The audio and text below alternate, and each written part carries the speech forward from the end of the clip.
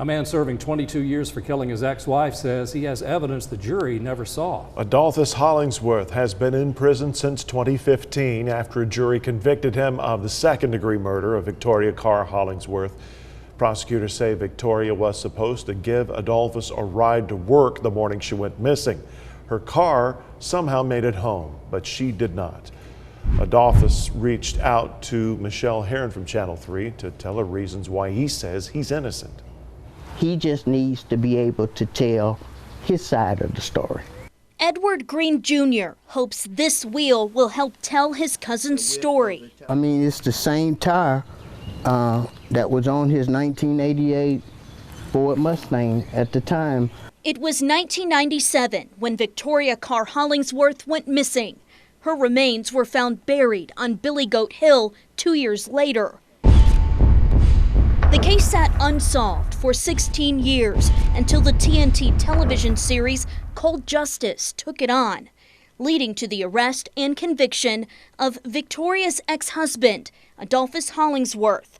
Hollingsworth, who is appealing his conviction, reached out to Channel 3 in a 5-page handwritten letter. He included hundreds of pages of documents he says proves he didn't get a fair trial. I want to let the public know that I did not kill Victoria Carr Hollingsworth. Speaking to us from the state prison in Bledsoe County, Hollingsworth says he planned out his defense with his public defender, Steve Brown, but the jury never heard it. So, I was looking forward to my defense being put forth and me basically being exonerated of the charge. When it came time to put my defense on, the public defender stood up and said defense rests. Hollingsworth says he was given the opportunity to take the stand, but his attorney advised him not to testify. It's a 16-inch tire.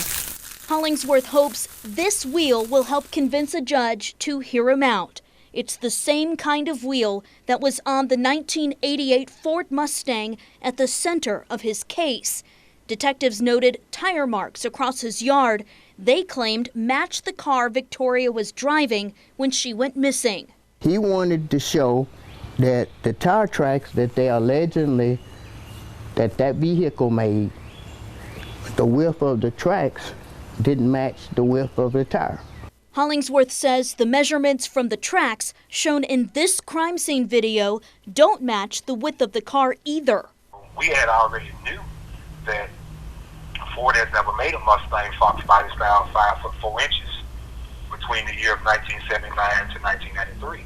He also disputes that a branch lodged between the bumper matched a bush in his yard. It actually shows this particular bush that this branch is supposed to come from, but it shows the bush green and alive, but what's wedged in the tailpipe is completely dead and withered up, and the only hours of separation is 3 hours. We reached out to Brown to find out why he didn't present any of this evidence during Hollingsworth's trial. He couldn't comment because of the pending appeal, but in a response to a complaint filed by Hollingsworth with the Board of Professional Responsibility, Brown wrote, "The primary issue was identity during the trial. It was my opinion that the issue of identity had been adequately raised and presented to the jury. Even with the video, photographs, and diagram, they would not have added anything to the defense and issue of identity." Remember, it's the jury's responsibility to rule without a shadow of a doubt. If there's some doubt involved, then that means that there's something wrong. Now Green is hoping a new set of eyes will bring this wheel of justice full circle. That was Michelle Herron reporting. Prosecutors argued during the trial that Victoria and Adolphus Hollingsworth had a history of domestic violence. They say investigators found a sample of Victoria's blood in her car. Witnesses claim she was driving her husband to work the day of her disappearance, and police say Hollingsworth bought a new car the same day of the murder. A judge will hear Hollingsworth's side during his appeals hearing tomorrow. We'll be inside the courtroom and we'll let you know what takes place. Now, we contacted Victoria Hollingsworth family for comment on this story and have not yet heard back.